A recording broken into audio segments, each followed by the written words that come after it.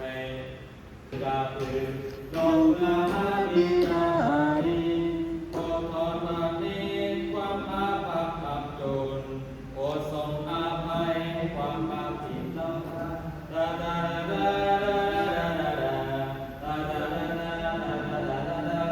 เสียงนี้ทำดีนะ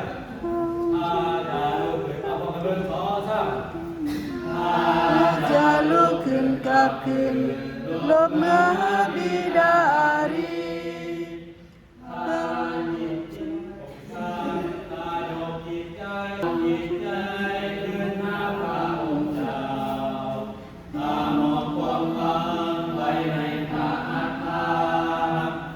ข้าจะลุกขึ้นกลับคืนลบเมื่อบิดาดี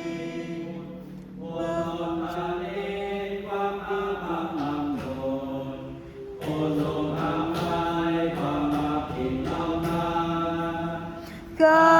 จะลุกขึ้นกลับคืนลบเมื่อบิดาดี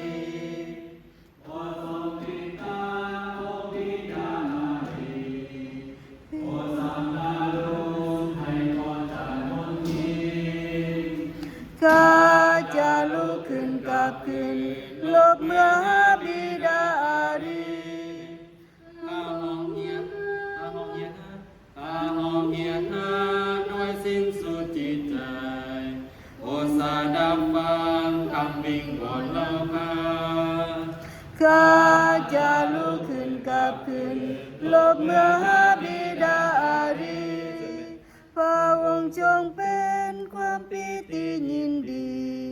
เป็นที่กำบังของลูกผู้อ่อนแอข้าจะลุกขึ้นกลับคืนลบเมื่อบิดาดี